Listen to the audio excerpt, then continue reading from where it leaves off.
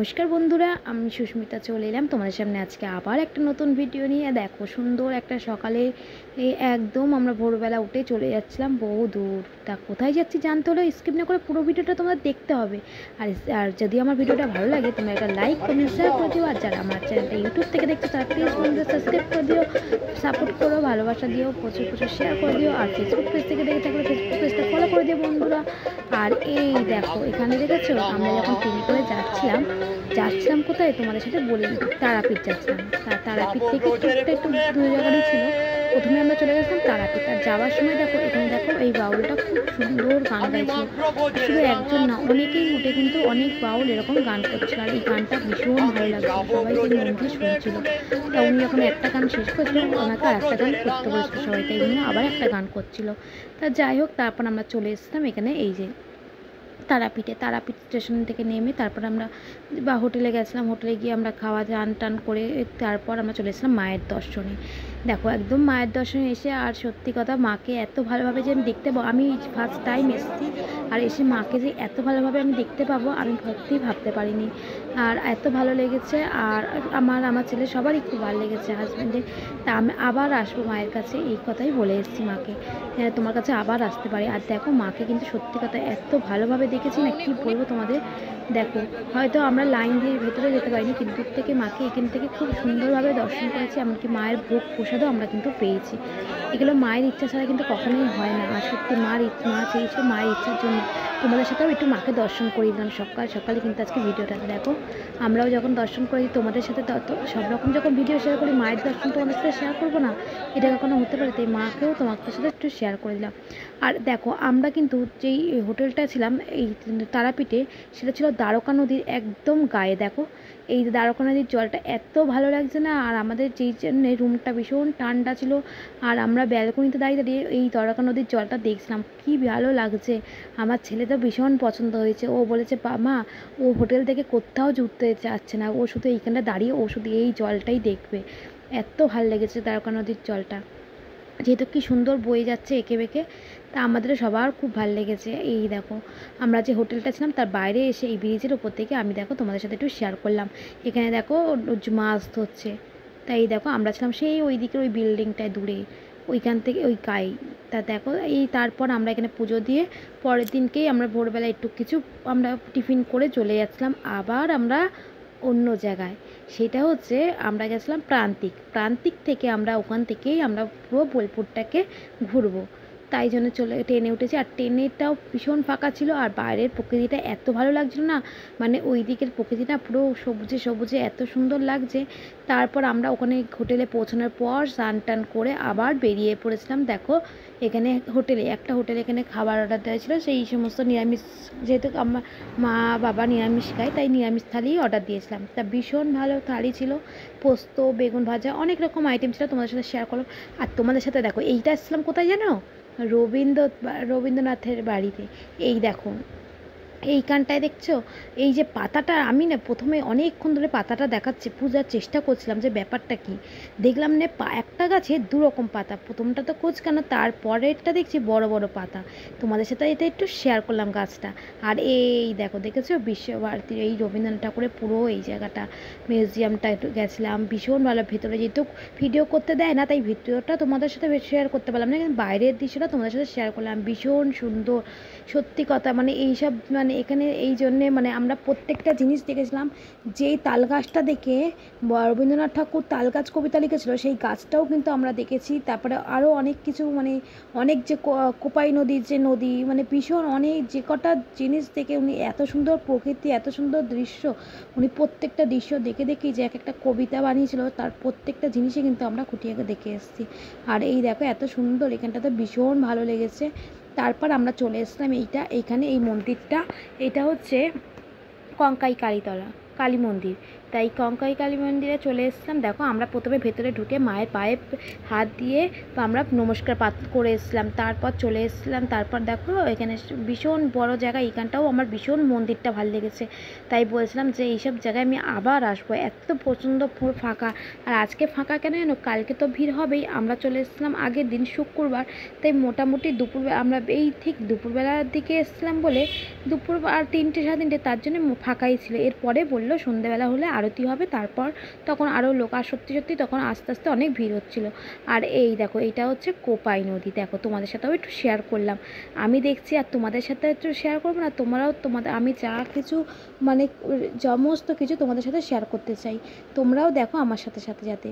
আর তোমরা কারা কারা এসেছো এই কোপাই নদী দেখতে অবশ্যই কিন্তু একটু কমেন্ট করে জানিও বন্ধুরা। আমার কিন্তু এটা ফার্স্ট টাইম আসা। আর আমার ছেলে এখানে কি পছন্দ হয়েছে, ওই যে সব মাছ ধরছে না, ও নাকি হাত দিয়ে মাছ ধরবে, এমনিই তো ভয় পায়, তার মধ্যে নাকি ও হাত দিয়ে মাছ ধরবে, এই হচ্ছে ওরও কথা। তা যাই হোক, আর এই দিনকে যে এত কিছু আইটেম ছিল, আর আমি একটু ভিডিওটা করেছিলাম খাবার থালির, এই কারণেই যে এই দিন ছিল আমার ছেলের বার্থডে, আর বার্থডে উপলক্ষে আমরা চলে গেছিলাম ঘুরতে। তা আমি এই জন্যে দৃশ্যটা আমি একটুখানি খাওয়ার দৃশ্যটা বললাম যে আজকে তো আমার ছেলের জন্মদিন, যার জন্য ওকে এত কিছু সাজিয়ে দেওয়া হয়েছে। কিন্তু দুঃখের বিষয় একটাই যে আমার ওখানে যেহেতু কোনো কেকের দোকান পাইনি, আমার ছেলে বার্থডে কেক কাটতে পারিনি। তাই ও বলছিল যে মা কেক, আমি তো ওর বাবা অনেক খোঁজার চেষ্টা করেছিল, কিন্তু ওখানে কোনো দোকান ছিল না। আর জায়গাটা না ওখানে খুব দোকানপালা খুবই কম, মানে অনেক দূরে দূরে দোকানপালা, পুরো চারদিকে শুধু এই যে গ্রামের শুধু ফাঁকা ফাঁকা মাঠ জঙ্গল এইরকম ধরনের। আর তোমাদের সাথে শেয়ার করলাম। আর তারপরে দেখো এখানে দেখতে পাচ্ছ দূরে কি বলো তো, এইটা তোমরা কারা কারা দেখে বুঝতে পারছো একটু কমেন্ট করো। তারপর তো আমি বলছি, এইটা আমরা চলে এসেছিলাম ডিয়ার পার্কে। ডিয়ার পার্কে এসে দেখো কতগুলো ডিয়ার ছিল, সেইগুলো একটু দেখে নিচ্ছিলাম আর তোমাদের সাথে একটু শেয়ার করলাম। তারপরে এখানে চলে এসেছিলাম সৃজনশিল্পী মেলা, এইখানটায় এসেছিলাম। এইটাটাও বেশ আমাদের প্রচণ্ড ভালো লেগেছে। এখানে মানুষজন বলো সমস্ত কিছু দেখো, আর কি সুন্দর ওদের হাতের কাজ, এত সুন্দর সামনে সাজানো না, ভীষণ খুবই ভালো লেগেছে এইসব এখানটায়। আর এই দেখো দূরে সেই একটা খামার মতন পুরো সাজিয়েছে, একটা বুদ্ধদেবের মূর্তি আছে। তোমরা কারা কারা এসেছো একটু কমেন্ট করে তো ঝটপট, আর তোমাদের কেমন লেগেছে সেটাও কিন্তু ঝটপট কমেন্ট করে জানিও। এই জায়গাটা তো আমার আর ছেলের তো ভীষণ ভালো লেগেছে, এই এত বড় জায়গা পেয়েছে, শুধু দৌড়ে বেড়াচ্ছে, ওখান থেকেও আসবেই না। আর তো বুঝতেই পারছো ওপর কেমন রোদ, কিন্তু রোদের মধ্যে ও তো খেলে বেড়াচ্ছে, যেহেতু ও এরকম ফাঁকা জায়গা পেয়েছে তো, আর ও খুব আনন্দ পেয়েছে তার জন্য। আর বাইরে আর এখানে পরিবেশটা সত্যি কথা প্রত্যেকটা জায়গায় মানে পরিবেশটা এত ভালো লাগছে না, মানে কি বলবো, মানে এত সুন্দর একটা সবুজ প্রকৃতি, মানে একদম মানে রোদটা মনে হয় তখন রোদ বলে মনে হচ্ছে না, এত ভালো লাগছে এইসব পরিবেশের দৃশ্যগুলো দেখে। আর এই যে ও সমস্ত একটা একটা করে ছোট ছোট যে একটা করে ঘর আছে, সমস্ত ঘরে এক এক রকমের জিনিস আছে, কোনো কুটির শিল্প যে বানাচ্ছে এইসব জিনিসগুলো আছে, তো সেইগুলোই ও একবার করে ঘুরে ঘুরে দেখছে। তো এই জায়গাটা একটু ভয়ই পেয়েছিল, ওই যে সামনে একটা মূর্তি আছে না তাই। আর এই যে এনারা না ভীষণ মানে এরা সেজে গুজে না এরকম করে, মানে কেউ বাঁশি বাজাচ্ছে, কেউ তানপুরাতে গান করছে, বিভিন্ন রকমের এরকম দৃশ্য। তা এনাদেরকে যে এরকম দেখে অনেকে দেখে মানে টাকা দিয়ে যায়, তা সেরকম আমরাও এরকম দিয়ে এসেছিলাম, যার যেমন সামর্থ্য দেয়। কেন ওদের এইর ওপরেই ওদের নির্ভর, ওদের তো আলাদা কোনো কিছু কাজ করে না, তার যার জন্যে। আর এখানে জানো তো অনেক কিছু ছিল জানো তো, কিন্তু দুঃখের বিষয় আমার ছেলে তো হারগিস এইসব জায়গায় আসবে না, কিনতে দেবে না। কেন সবথেকে বড় কথা এই যে এদেরকে দেখে, তারপর এখানে একটা মানে মানুষ ভূত মতন সেরেছিল, এইগুলো দেখে আমার ছেলে প্রচণ্ড কাঁদছে, এখানে কিছুতেই থাকতে দিচ্ছে না। যাই হোক, তাও আমরা এই যে এদের সাথে যখন যে ছবি তুলছিলাম তখন বললো যে ছবি তুললে নাচ করবে না, তাই ওদের সাথে একটুখানি আমরা সবাই মিলে নাচ করছিলাম। এখানে এই যে দুজন ছিল, দুটো দিদি ভাই, তারপরে আরও সবাই দেখো এখানে আমরা সবাই নাচ করতাম, আমার মা ছিল। তা খুব ভালো লেগেছে জানো তো, ওরাও খুব খুশি হয়েছে জানো তো। তা ওদের জন্য একটু ভিডিওটাই করে নিয়েছিলাম, তা তোমাদের সাথেও শেয়ার করলাম। তোমাদের কেমন লাগলো একটু ঝটপট কমেন্ট করে জানিও তো। আর এই দেখো আর ঠিকঠাক কেমন ওদের মতন করতে পারলাম কিনা এটাও জানি ওদের মতন হয়নি, ওরা তো খুব সুন্দরই করে। আর এই দেখো তারপর ওরাদের এখানেও যেটা আমরা করেছিলাম, ওরা হচ্ছে ওদেরও এখানে তাই সেম, যে এরম করে যারা ওরা এরকম নাচ করে করে, কিন্তু ওদের ভালোবেসে যে যেমন পারে দেয়। তাই এখানেও আমরা যেহেতু ওদের সাথে নাচ করেছিলাম, ছবি তুলেছিলাম, ওদেরকে ওখানে আমরা 100 টাকা দিয়ে এসেছিলাম। কেন এইগুলোর ওপরই ওদের না চলে। ওরা সত্যি অনেক কষ্ট করে ওদের জীবনযাপন, যারা দেখলে ওদের সত্যি এইসব জায়গায় গেলে সত্যি খুব কষ্ট লাগে। যাই হোক, আমরা তো মানে আমরা কত কিছু মানে ভাবে কত কিছু এদিক ওদিক করে জিনিস না বলো যে টাকা পয়সা নষ্ট করে, কিন্তু ওদেরকে দেখে মনে হয় সত্যি ওরা কতটা কষ্টে থাকে। যাই হোক, ওদের সাথে একটুখানি এরকম নাচের ভিডিও করে নেওয়ার পর তারপর আমরা চলে গেছিলাম। তা যাই হোক, তারপর আমরা ওখান থেকে বেরিয়ে চলে গেছিলাম, যেহেতু অনেক বেলা হয়ে গেছিলো, তখন 2:45 বাজে। আমরা চলে গেছিলাম একটা রেস্টুরেন্টে। সেখানে দেখো কি সুন্দর করে খেতে দিয়েছে, পুরো কাঁসার থালায় বাটি, আলাদা করে ঘিও দিয়েছিলো, সেটাও তোমাদের সাথে একটু ছোট্ট করে শেয়ার করলাম।